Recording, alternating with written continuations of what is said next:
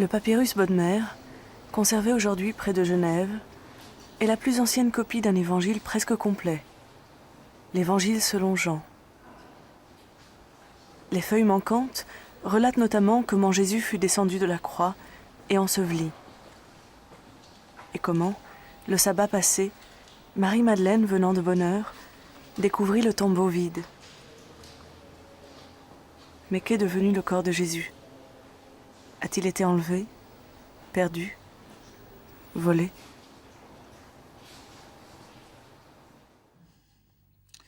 Da nahmen sie Jesus und er trug für sich das Kreuz und ging hinaus an die sogenannte Schädelstätte, die auf Hebräisch Golgotha heißt, wo sie ihn kreuzigten und mit ihm zwei andere, hüben und drüben, Jesus aber in der Mitte.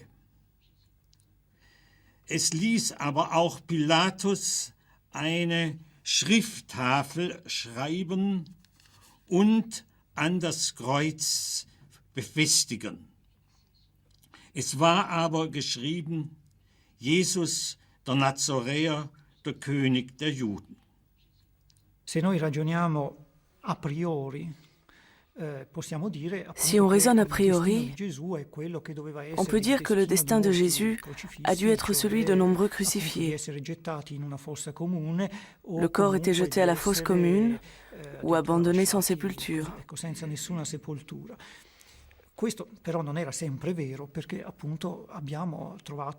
Néanmoins, ce n'était pas toujours vrai.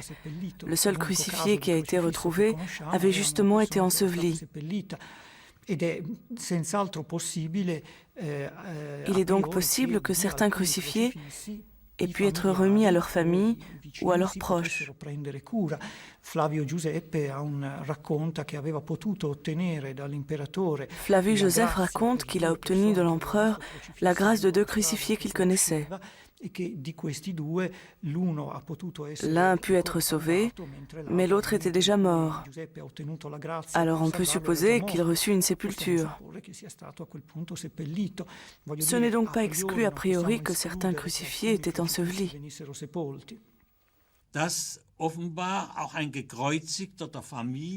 Il est évident que le crucifié était rendu à sa famille. Une fois que la décomposition du corps était achevée, les os étaient déposés dans un ossuaire et placés dans un caveau familial. Le cadavre n'était pas jeté sur la voie publique. Les 4 évangélistes s'accordent sur le fait que Joseph d'Arimathie a réclamé à Pilate le corps de Jésus. Et selon Jean, l'ensevelissement s'est fait à proximité du Golgotha, dans une tombe neuve, creusée dans la roche, et c'est aussi la tradition de l'Église. Dans les Actes des Apôtres, chapitre 13, dans le discours que Paul prononce à Antioche de Pisidie, d'après lui, ce sont les Juifs qui ont procédé à l'ensevelissement de Jésus. Alors, si c'est les Juifs qui ont procédé à l'ensevelissement de Jésus, donc ils ne l'ont pas mis dans un beau tombeau tout neuf, ils l'ont mis dans une fosse commune. Enfin, je ne veux pas développer ça, encore une fois, je ne dis pas du tout que ça s'est passé comme ça, mais je dis que le problème n'est pas clair. Et donc, découverte du tombeau vide est lié tout de même à ce problème-là de l'ensevelissement de Jésus. C'est seulement dans la phase qui pour nous commence avec l'évangile de Marc, donc autour des années 70, que nous trouvons des récits qui parlent de la découverte du tombeau vide. Le dernier chapitre de l'évangile de Marc rapporte que des femmes sont allées à la tombe de Jésus le matin du premier jour après le sabbat et qu'elles trouvèrent le tombeau vide. C'est la première fois que nous trouvons ce récit. Il sera repris ensuite par les autres synoptiques, Matthieu et Luc, et par l'évangile de Jean, et plus tard dans les textes apocryphes comme l'évangile de Pierre, etc. Alors que faut-il en penser? Faut-il penser que ce récit du tombeau vide existait à l'origine selon une formule plus primitive? C'est-à-dire que la découverte du tombeau était un fait historique qui a constitué d'une manière ou d'une autre un point d'appui pour l'affirmation théologique de la résurrection? Ou bien devons-nous penser que ce récit du tombeau vide est un élément secondaire, qu'il a été développé quand on a commencé à réfléchir sur les implications de la résurrection de Jésus? Affirmer Jésus est ressuscité implique évidemment que son corps ne peut plus se trouver dans le sépulcre. Ou alors, et c'est une opinion qui a été soutenue par même des auteurs catholiques, bons catholiques, les récits de tombeaux vides seraient non pas des récits historiques, au sens où on le comprend maintenant, mais seraient des récits liturgiques, et spécialement pour faire comprendre justement que Jésus est ressuscité. Donc s'il est ressuscité, au sens sémitique, le cadavre ne doit plus être là. Alors, longtemps après l'événement, évidemment, on aurait eu des séances liturgiques où on allait, non pas au tombeau du Christ, parce qu'on ne savait pas exactement peut-être où il était, n'est-ce pas, mais on faisait revivre cette idée de le message des anges disant « il n'est plus ici, il est ressuscité », etc. Donc ce seraient des récits qui ne seraient pas des récits historiques, qui seraient des récits historicisants. On aurait traduit en données historiques ce que l'on pensait être effectivement réalisé, donc la résurrection du Christ. Le fait que la résurrection est toujours argumentée sur l'absence du corps, la disparition du corps de Jésus, qui est toute une polémique autour de cela, en disant on a volé le corps, on va mettre une garde au tombeau pour s'assurer qu'ils ne vont pas voler le corps, etc. Les substitutions dans les polémiques qu'on suppose, c'est pas Jésus qui est mort sur la croix, il y a eu erreur, c'est Judas, ou si c'est pas Judas, c'est Joseph d'Arimathée. On trouvera toujours quelqu'un à faire mourir à la place de Jésus. Donc il faut vraiment que ce soit lui qui soit sur la croix, et en même temps, il faut vraiment que ce corps ne soit plus un corps de chair dans la tombe et qu'il, si je puis dire, disparaisse, ce qui est une façon prosaïque de dire qu'il est ressuscité. Quand le sabbat fut passé, Marie de Magdala, Marie mère de Jacques et Salomé achetèrent des aromates pour aller l'embaumer. Et de grand matin, le premier jour de la semaine, elles vont à la tombe, le soleil étant levé. Elles se disaient entre elles, « Qui nous roulera la pierre de l'entrée du tombeau ?» Et levant les yeux, elles voient que la pierre est roulée. Or, elle était très grande. Entrées dans le tombeau, elles virent, assis à droite, un jeune homme vêtu d'une robe blanche, et elles furent saisies de frayeur. Mais il leur dit, « Ne vous effrayez pas. Vous cherchez Jésus de Nazareth, le crucifié. Il est ressuscité. Il n'est pas ici. Voyez l'endroit où on l'avait déposé. Mais allez dire à ses disciples et à Pierre, il vous précède en Galilée. C'est là que vous le verrez, comme il vous l'a dit. » Elles sortirent et s'enfuirent loin du tombeau, car elles étaient toutes tremblantes et bouleversées, et elles ne dirent rien à personne, car elles avaient peur. Est-ce que justement, le traumatisme provoqué par la souffrance épouvantable, je veux dire la crucifixion, c'est la mort par crucifixion, donc une mort extrêmement cruelle, le traumatisme provoqué par la mort par crucifixion de leur maître n'a pas par contre-coup, et je dirais par réaction de défense face à cette agression pathologique, conduit les femmes à cette conviction de la survie du maître. Moi, je crois qu'on a là une réduction psychologique auquel les textes résistent, et pour la raison suivante, c'est que là encore, qu'est-ce qu'ils montrent les textes ? Ils montrent des groupes de femmes qui, le lendemain du sabbat, vont procéder à l'embaumement du corps de Jésus. Là encore, le geste est absurde.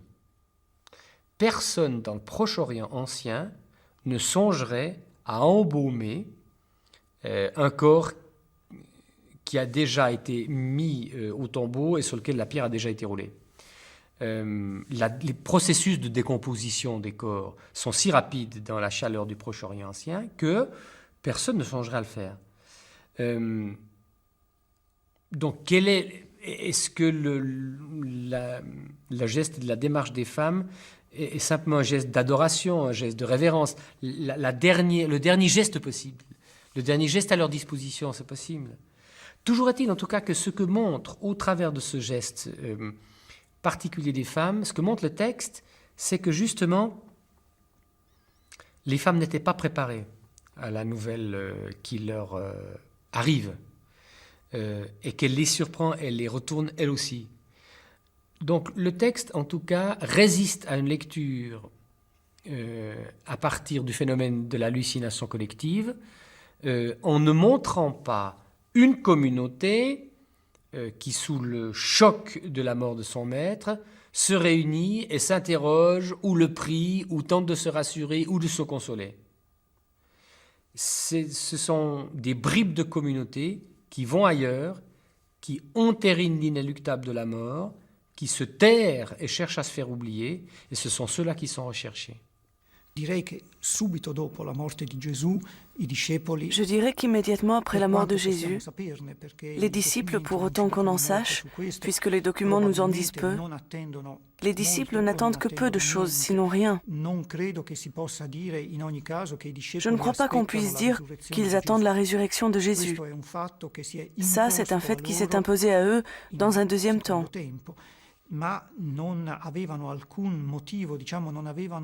n'ont aucun cadre intellectuel, aucun horizon d'attente préexistant qui leur aurait permis d'attendre que la résurrection de Jésus intervienne avant la venue de la fin des temps.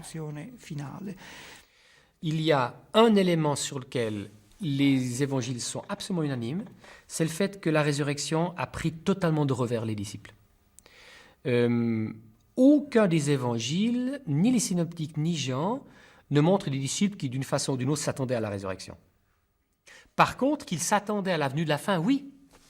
Alors ça peut nous apparaître à nous, aujourd'hui, comme un peu paradoxal, le fait que le groupe des disciples et les adeptes de Jésus, au-delà du cercle des 12, attendaient plus volontiers, plus facilement, un événement aussi spectaculaire et théâtral que la fin de l'histoire, et pas ce qui s'est produit, c'est-à-dire l'événement de la résurrection, quelles qu'en soient les modalités. Nous avons de nombreux exemples dans l'histoire où la mort d'un personnage charismatique ne peut être acceptée par ses disciples. Se crée alors la légende qu'il n'est pas mort. En Angleterre, il y avait la légende du roi Arthur. Aujourd'hui, c'est Elvis Presley. C'est la même légende. Si on aime vraiment quelqu'un, on ne peut croire qu'il est mort. C'est ce qui s'est passé dans l'église de Jérusalem. Ils aimaient tellement Jésus, ils étaient tellement persuadés qu'il était le Messie, même si certains ont cessé d'y croire, beaucoup ont continué de le faire. Ils ne pouvaient accepter qu'il soit mort. C'est ainsi qu'est apparue la légende de la résurrection. Malgré les annonces que les évangiles placent sur les lèvres de Jésus lui-même, ses disciples ne s'attendent manifestement pas à sa résurrection. Cette perspective était-elle envisageable dans le contexte de la pensée juive, ou est-ce une invention ultérieure du christianisme? Jésus pouvait-il concevoir de ressusciter d'entre les morts?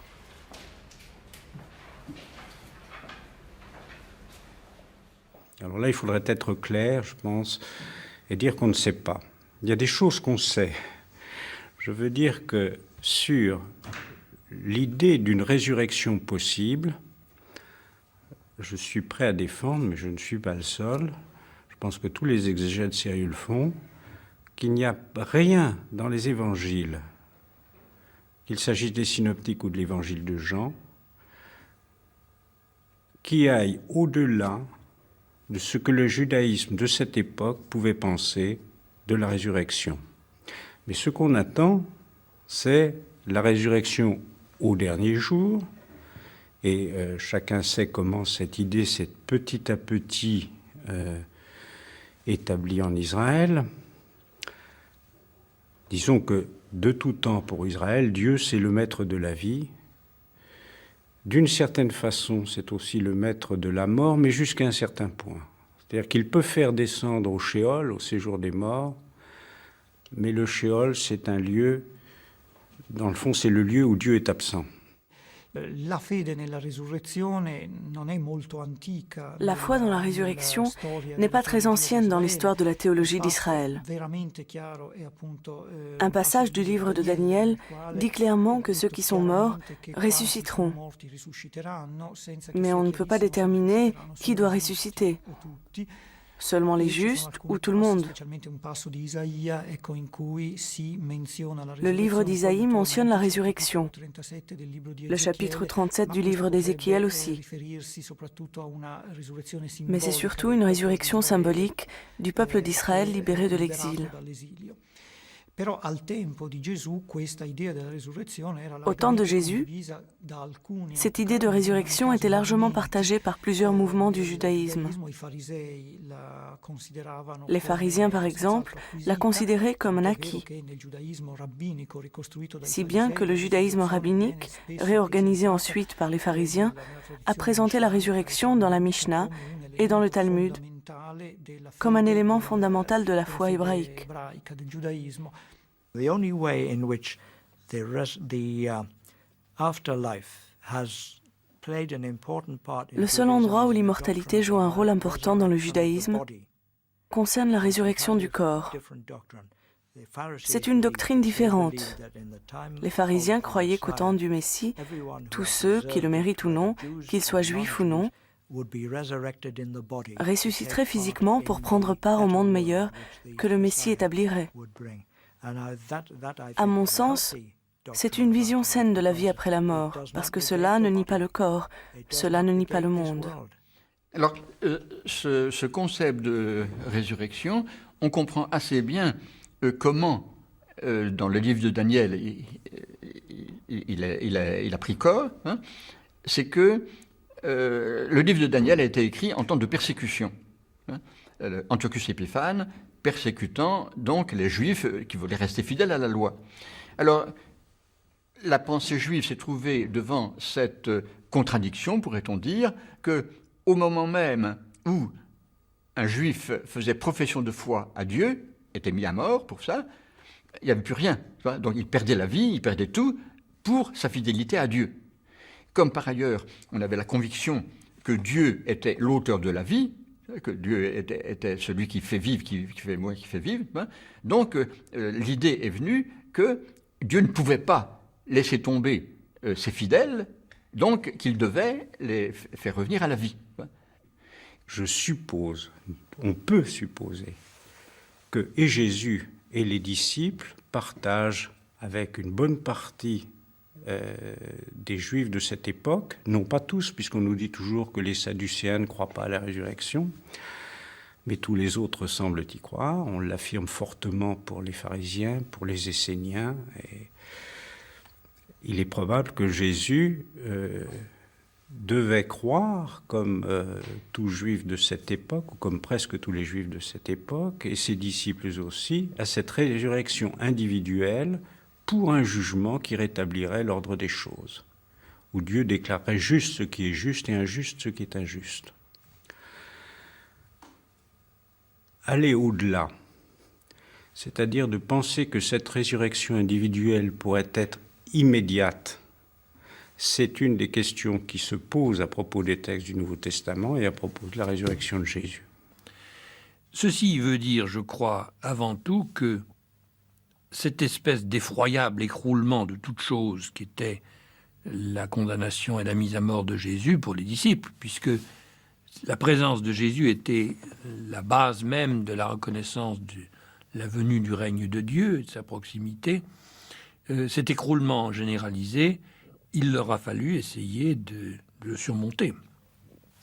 Alors, la résurrection, les apparitions de ressuscités, un certain nombre d'entre eux les ont aidés à triompher de cette situation désespérée et à voir les événements dans une lumière un peu moins négative que ce n'était le cas jusque-là sans doute, mais il aura quand même fallu réfléchir pour savoir comment la volonté divine avait pu s'exprimer à travers cette catastrophe. Répondre à cette question va obliger les premiers disciples à aménager, à travailler, à interpréter la notion juive de résurrection. L'appliquant au cas de Jésus, ils vont proclamer que sans attendre le jugement dernier, Dieu l'a ressuscité d'entre les morts.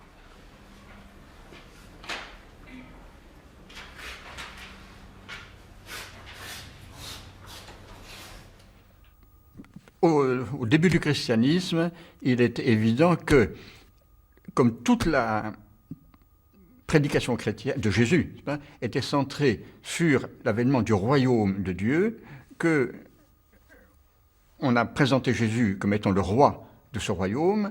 Jésus étant mort, ça posait un problème. Alors, la conviction des apôtres a été que Jésus était vivant. Jésus était vivant. Alors, conviction qui peut s'être appuyée soit sur les apparitions, soit sur, et pour moi c'est encore plus important, une sorte de bouillonnement religieux qui, après la mort du Christ, qui a pris les apôtres, alors eux qui étaient peureux, qui se cachaient, etc., aussitôt, au contraire, ils vont prêcher sur la place publique que Jésus est vivant. Mais le problème, c'est que cette conviction que Jésus est vivant, on l'a exprimée selon deux tendances différentes. Une tendance juive, on a dit qu'il était ressuscité, et une tendance plutôt grecque, on a dit que son esprit continuait à vivre. L'idée dominante maintenant, c'est la résurrection. Et on oublie qu'il y a tout ce courant grec, qui est tout de même très important, dont on trouve des traces dans le Nouveau Testament, et qui est tout de même assez différent, parce que ce courant grec n'impliquait pas du tout de résurrection. Résurrection au sens où on le comprend maintenant, le corps qui va revenir à la vie. Là, il faut peut-être faire un détour par la manière dont le Nouveau Testament globalement, en tout cas les évangiles, mais aussi l'apôtre Paul parle de la résurrection. Parce que nous utilisons un seul mot. Un seul mot résurrection qui, je dirais comme tel, n'existe pas dans le Nouveau Testament. Enfin, j'attends qu'il n'existe pas. Quand nous disons résurrection, nous entendons par là un terme technique qui va s'appliquer spécifiquement au destin après-mort de Jésus ou des croyants. Or, le Nouveau Testament utilise d'abord une foule de termes pour dire cet événement-là. Et puis, les verbes que nos Bibles traduisent par résurrection, ce sont deux verbes, l'un qui veut dire réveiller et l'autre qui veut dire relever. Mais ce sont des verbes qui n'ont pas un sens spécifiquement attribué à la fin des temps. Relever quelqu'un, par exemple, dans tous les récits de miracles, Jésus qui relève quelqu'un, ou Jésus qui dit « lève-toi et marche », eh bien, c'est le verbe qui est un verbe, même verbe de la résurrection. Bon, donc, il y a le moment du réveil des morts. On a là une tradition qui est originée dans le chapitre 12 du livre de Daniel et un peu plus en amont encore dans l'Enoch, le livre d'Enoch éthiopien, au début du IIe siècle avant l'ère chrétienne. Bon, c'est une manière de parler de la résurrection, mais vous en avez d'autres. Vous avez le langage de l'exaltation.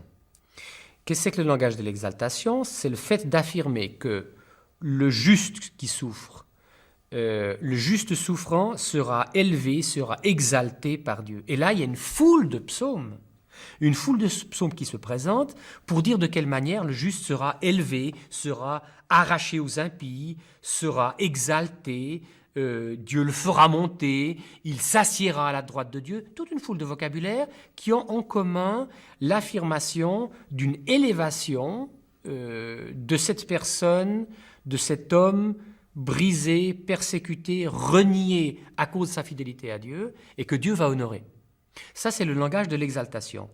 Alors, on va retrouver cette idée-là dans l'évangile de Luc, au moins les traditions anciennes de l'évangile de Luc, quand Jésus commence son voyage vers Jérusalem, on dit que « et le temps étant venu pour Jésus, pour le Christ, de son enlèvement ».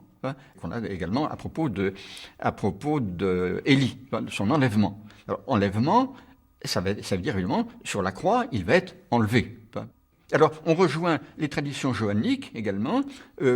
Pour Saint Jean, la mort du Christ, c'est son élévation sur la croix, mais comme souvent dans Jean, un terme à double sens, élévation sur la croix, qui est comme le premier pas qui le mène à l'élévation auprès de Dieu, suivant le psaume 110, assieds-toi à ma droite, élévation auprès de Dieu.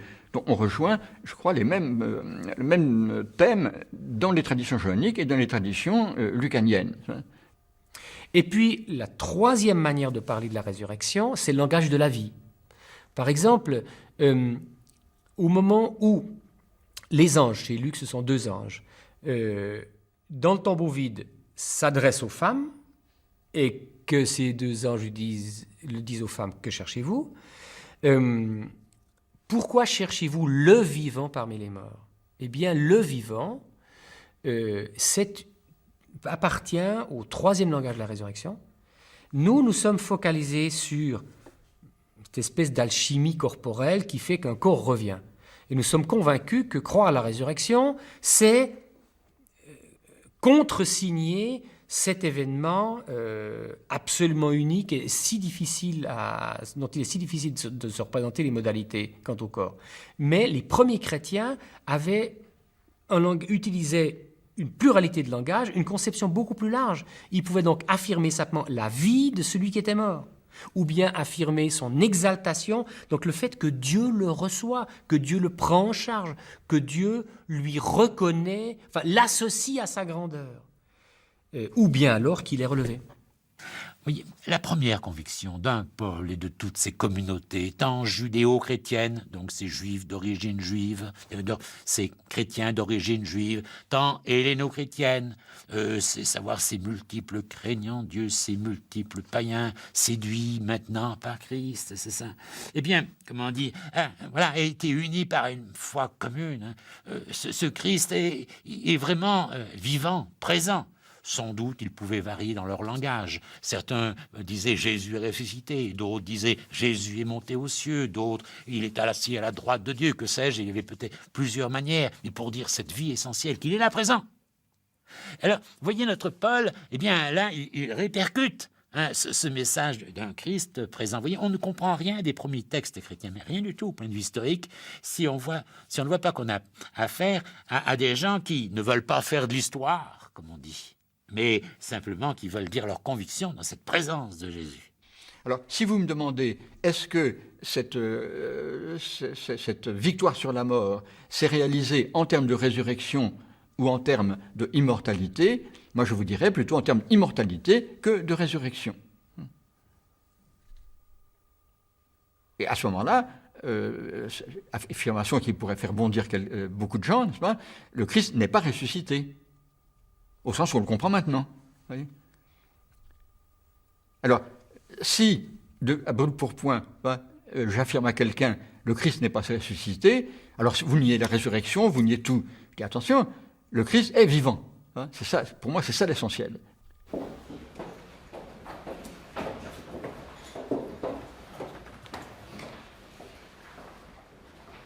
Le christianisme primitif a donc eu recours à plusieurs schémas pour justifier la mort de Jésus.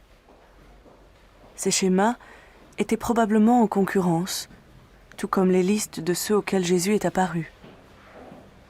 Différentes d'un évangile à l'autre, les apparitions de Jésus ne sont pas identiques non plus à celles que mentionne Paul dans la première épître aux Corinthiens.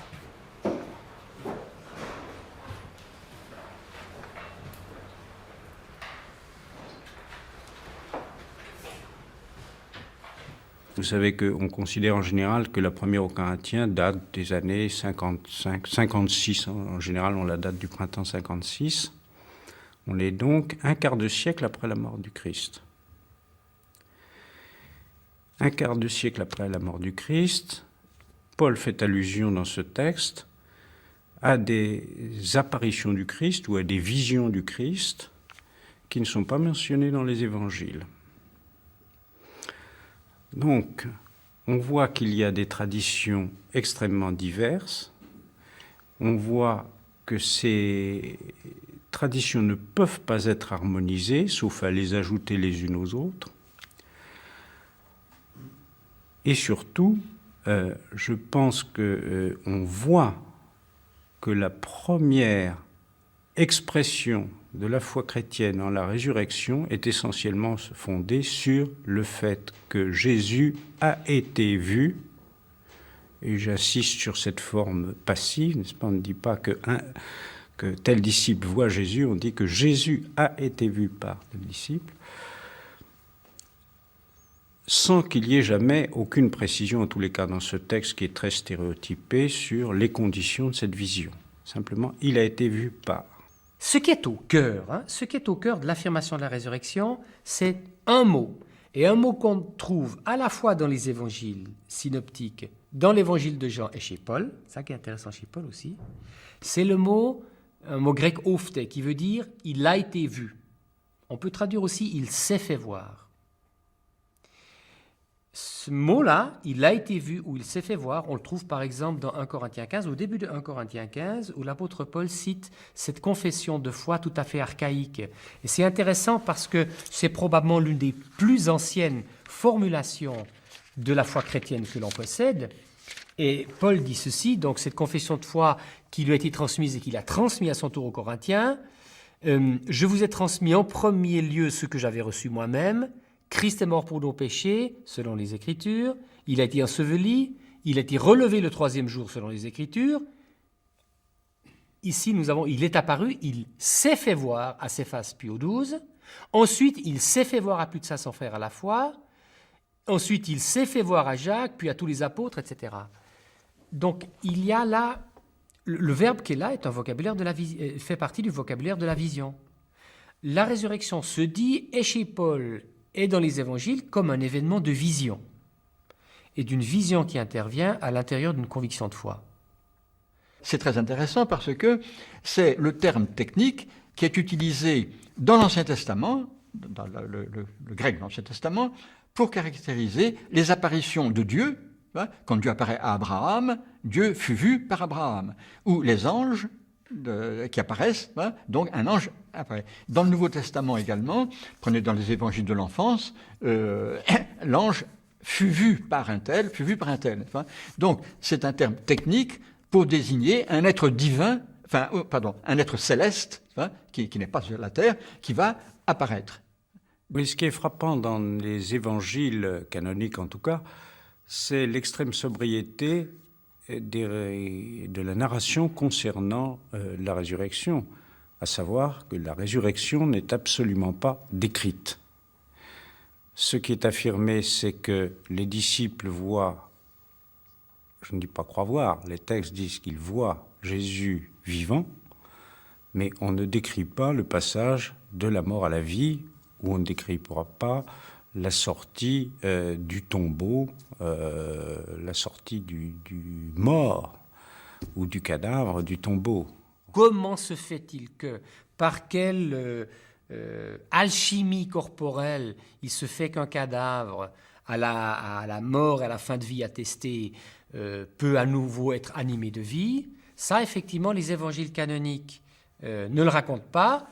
Et ce qui est justement intéressant, c'est que ça fait l'une des différences alors entre les évangiles canoniques et les évangiles apocryphes, parce que l'évangile de Pierre, dont la rédaction finale peut être datée de 140, 150 en gros, rédaction finale, même s'il se base sur des traditions plus anciennes, l'évangile de Pierre, lui, il décrit, enfin il a une description un petit peu plus proche. Il ne décrit pas encore exactement le processus de résurrection, mais il décrit la façon dont le corps de Jésus, porté par des anges, sort du tombeau. Vous avez quelques lignes de cet évangile de Pierre nous montrant un Christ gigantesque montant dans les cieux soutenu par deux anges, immenses eux aussi, et précédé de sa croix. Et une voix lui demandant « As-tu prêché à ceux qui sont dans le séjour des morts ?» Et la voix de la croix répond oui. Voilà. Là, on a un essai au moins de description d'une sortie du tombeau et d'une ascension en même temps vers le ciel, mais visiblement d'un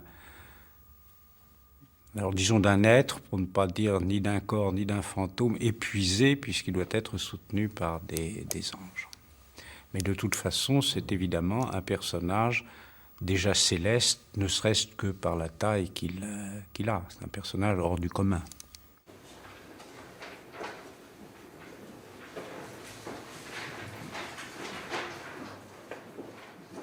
Dans les 4 évangiles canoniques, au contraire, Jésus ressuscité n'est jamais donné comme un être immatériel, comme un pur esprit. Il a l'apparence de la chair, son corps porte les stigmates de la passion, on pourrait presque le toucher. Pourquoi ? Peut-être parce que dans la conception sémitique de l'homme, le corps et l'âme sont indissociables. Pas d'esprit sans corps. Et pourtant, quel est ce corps visible et invisible ? Quel est ce corps qui peut apparaître et disparaître, traverser murs et portes ?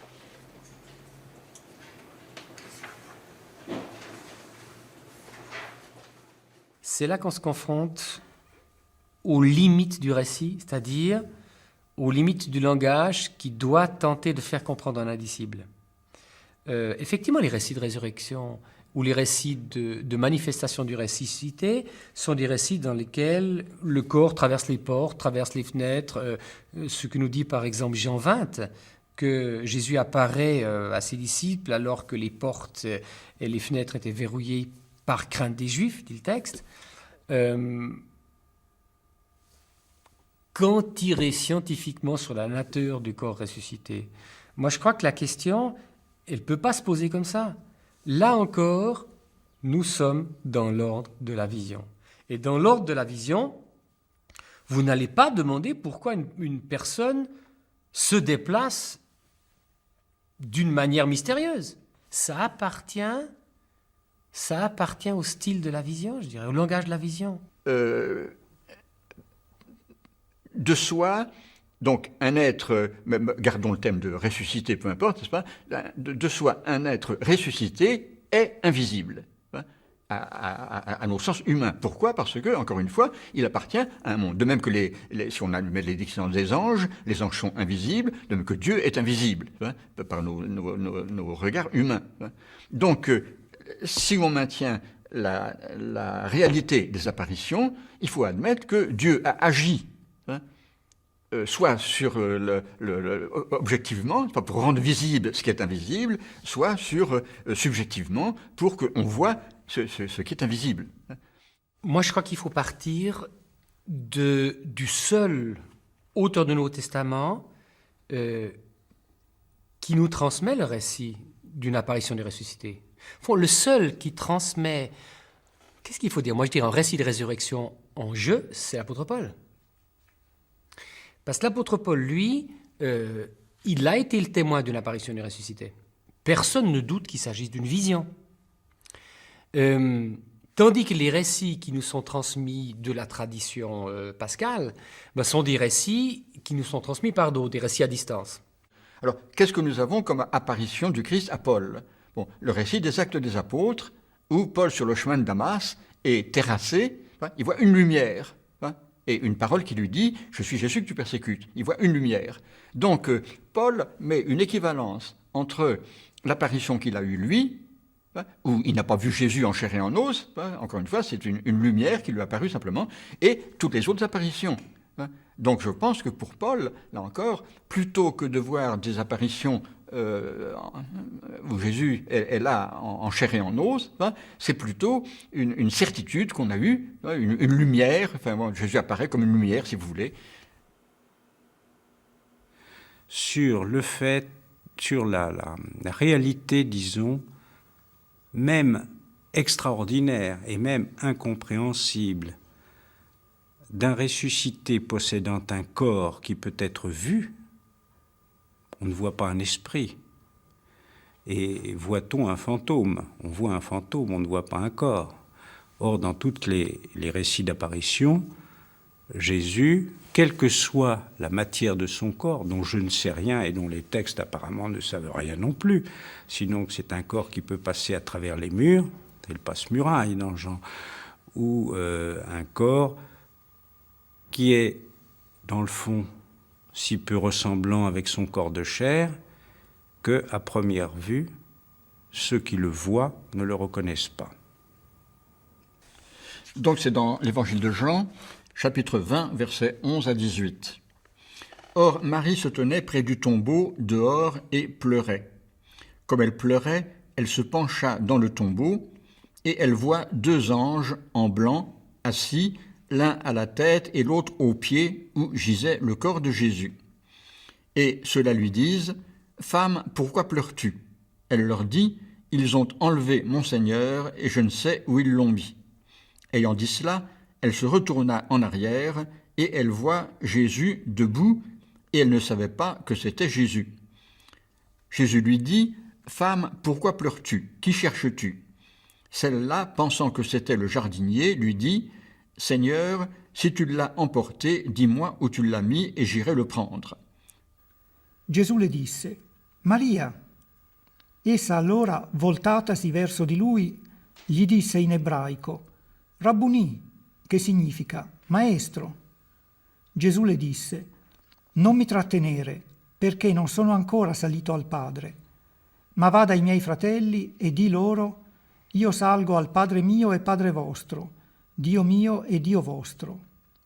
Maria di Magdala andò subito ad annunziare ai discepoli, ho visto il Signore, et anche ciò che le aveva detto. Alors, ce qui est intéressant, c'est de voir que dans ce récit, Marie-Madeleine, qui était pourtant une intime de Jésus, nous allons le voir encore tout à l'heure, elle se tourne en arrière et elle ne reconnaît pas Jésus. Jésus est là, devant elle, il n'y a pas une question de distance, elle ne reconnaît pas Jésus. Donc, c'est la preuve de ce qu'on a dit assez abondamment. Jésus, ressuscité, n'a pas l'apparence qu'il avait sur la terre. Ce n'est pas son cadavre revenu à la vie que Marie-Madeleine a devant elle, c'est autre chose. C'est un être qui n'a plus la même apparence. Marie est une proche de Jésus qu'elle a suivi depuis longtemps. Elle ne le reconnaît pas à la vue, mais non seulement elle ne le reconnaît pas à la vue, il faudrait dire qu'elle ne le reconnaît pas non plus à la voix. Puisque lorsque le ressuscité Jésus lui dit « Femme, pourquoi pleures-tu, qui cherches-tu » on aurait pu reconnaître à la voix si le ressuscité a la même voix, etc., etc. Et en fait, la reconnaissance se fait au moment où elle est appelée par son nom. La manifestation de Jésus ressuscité n'est pas un fait purement intelligible, ni un fait purement visuel. C'est un fait qui se vérifie dans l'intimité de la personne ou du groupe, comme par exemple lors du repas avec les pèlerins d'Emmaüs. Les récits expriment la volonté de raconter les manifestations du ressuscité, de les rendre visibles. Mais il s'agit surtout de signifier que ces manifestations ne sont pas des visions, mais quelque chose qui se produit dans la vie des personnes à qui elles sont destinées. Elles provoquent une conversion, justement, au sens propre. C'est pourquoi Marie-Madeleine se retourne quand Jésus prononce son nom. Cette intervention de Jésus qui dit son nom, qui entre dans la réalité de sa personne, provoque en elle une transformation, une conversion. Elle se retourne et reconnaît Jésus. Reconnaître Jésus signifie entrer dans la logique de cette manifestation. L'initiative, selon cette conception théologique, vient de Jésus lui-même. Ce n'est pas une illusion qu'on se crée soi-même. L'initiative vient de Jésus, mais elle implique une réponse. Et c'est cela qui nous est présenté comme des manifestations du ressuscité. C'est pourquoi je dirais, plutôt que de chercher à réfléchir sur ces manifestations comme fait objectif ou sur la non-reconnaissance de Jésus par les personnages qu'il rencontre, j'insisterai plutôt sur la signification théologique de ces récits, sur leur expression à travers la forme narrative.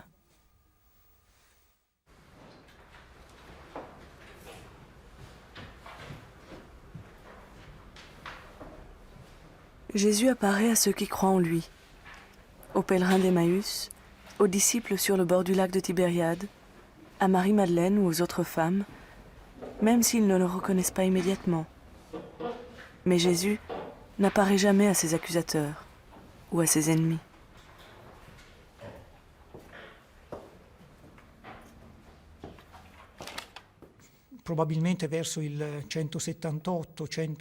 Probablement vers 180, un intellectuel païen, Cels, écrit un texte contre les chrétiens, un texte très polémique qui a été repris ensuite par Origène pour le réfuter longuement.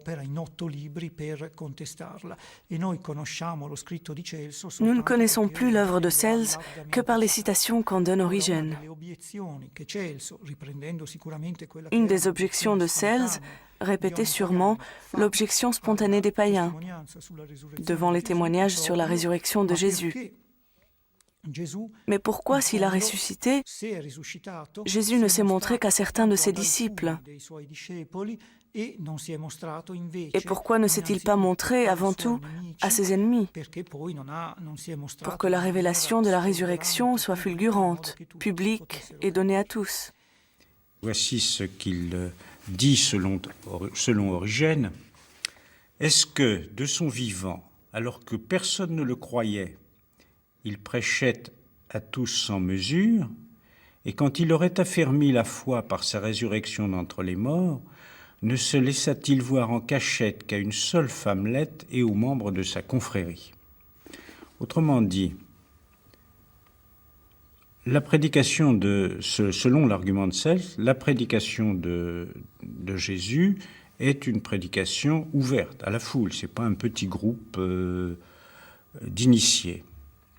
Mais au moment où il s'agit de fonder, d'affermir, comme il dit, la foi par sa résurrection d'entre les morts, alors il se montre plus que discrètement, en cachette, dit Cels, à une seule femmelette, il pense probablement à l'évangile de Jean, et aux membres de sa confrérie. Effectivement, nous voyons dans le développement des traditions chrétiennes ultérieures sur la résurrection de Jésus, nous voyons émerger la préoccupation de répondre à ce type de critique.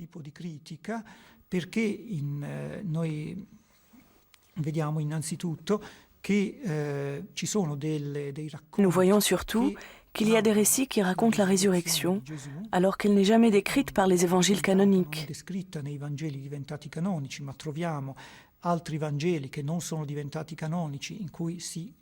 Mais nous trouvons dans d'autres évangiles, l'évangile de Pierre par exemple, qui a été écrit probablement vers 150 dans la région d'Antioche, une mise en scène de la sortie du tombeau durant la nuit. Ce sont les gardes placés par Pilate qui assistent à la sortie de Jésus du sépulcre. Ce sont eux qui naturellement deviennent les témoins de la résurrection, des témoins neutres. Alors ça, je dirais, c'est la deuxième différence entre les évangiles canoniques et les évangiles apocryphes. Premièrement, pour les évangiles canoniques, le processus résurrectionnel n'est jamais décrit. Deuxièmement, les apparitions du ressuscité ou bien les affirmations du tombeau vide ne sont jamais destinées qu'aux croyants, mais jamais à des non-croyants, jamais au public, disons. On a beaucoup discuté le problème, n'est-ce pas? On a discuté le problème, est-ce que la résurrection de Jésus est un événement historique, hein? Bon. Alors, ça dépend de ce qu'on appelle historique. Si on veut dire historique au sens d'un événement très précis qui a été,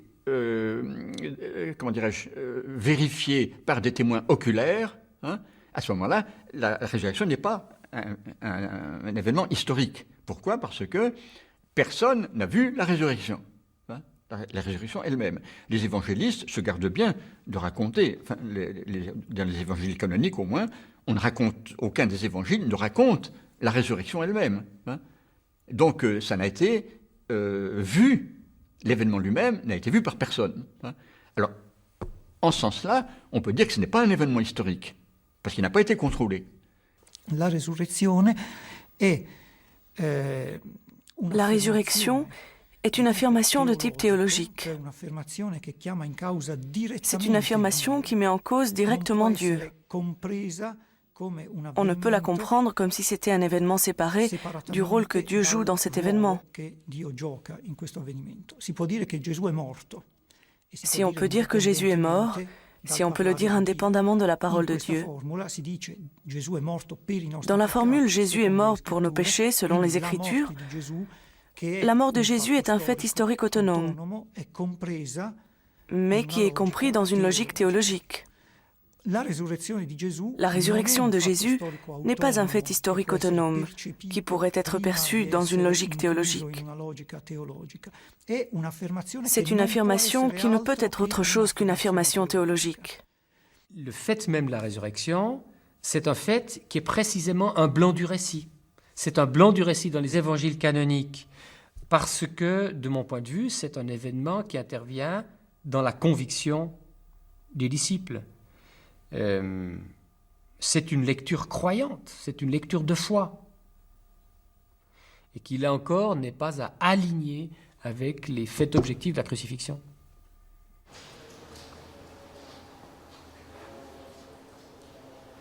Jésus est mort sur la croix, comme beaucoup d'autres Juifs pendant la domination romaine.